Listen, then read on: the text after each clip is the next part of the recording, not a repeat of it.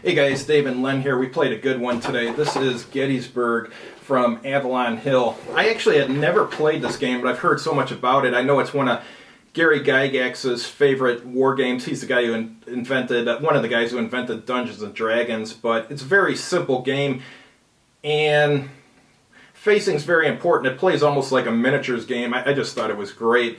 Only problem with it is there's no terrain effects for movement, so a road doesn't give you like double speed, and crossing a stream doesn't slow you down or anything. But there's quite a bit of strategy in it, and where you position your pieces, like you want to be on ridges and stuff, so you get doubled. So it's just a lot of fun to play because you're trying to flank the opponent and stuff. So as far as two-player games, this one's really fun. I don't know how it would be solo, but playing two players, it was awesome. What do you think? You've played this a lot of times, right?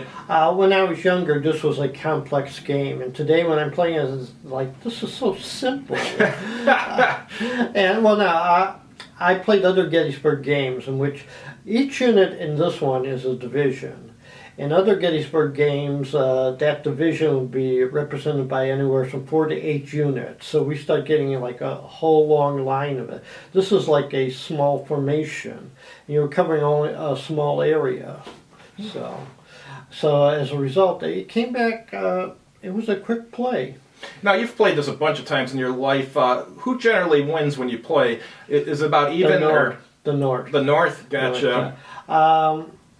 The problem is usually the South has to attack to win, and even though the first units are the best ones, after a while they get grounded down, and the Union starts getting reinforcements after reinforcements.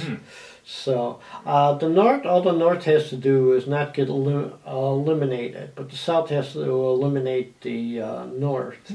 So. Yeah, the South starts with some pretty powerful units, like 4 strength units and stuff, whereas in the first few turns of the game, the Union doesn't have that powerful units, but later on they get, as they get reinforcements, they start getting 3 strength units, which definitely helps out. And then finally, after like about a day, they start getting artillery, the Union, which definitely comes in handy because you can put artillery on the same square as infantry and cavalry to assist them, so that's definitely helpful.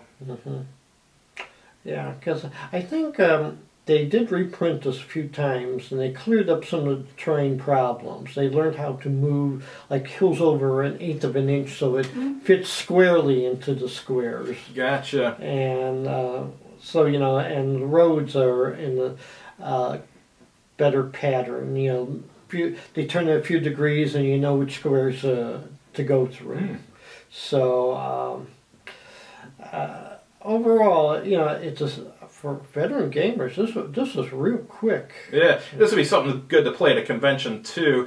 It plays fast and it's easy to teach people how to play it. This copy, it's got the original price tag on it for $5 and is it 98 cents or $5.98? I guess that's what the original cost of this was in the 1960s. So this was an expensive game in the 1960s, but well worth it. I got this copy used. I didn't pay very much for it. So it's missing some of the headquarters units, but that doesn't matter because headquarters units are just for show. They don't have a zone of control. We never understood that. The early Avalon had these headquarters units. I could understand if they had some kind of radius of control, an optional rule for radius of control. You had to be within to move. But they have no. They can't fight in combat. They can't defend. They have no zone of control. So there's no point of even putting them on the map. But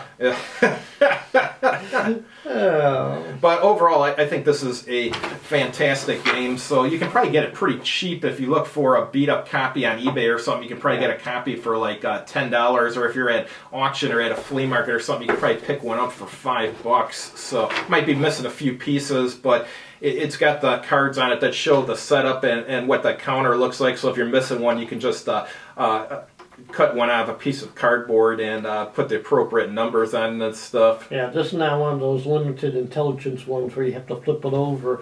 Everybody could tell, so making up a substitute counters will not be a problem. Yeah. But do you recommend? Oh, yes. All right, thanks, guys. Not sure what we're going to play next week, but it'll be something good. Have a good evening.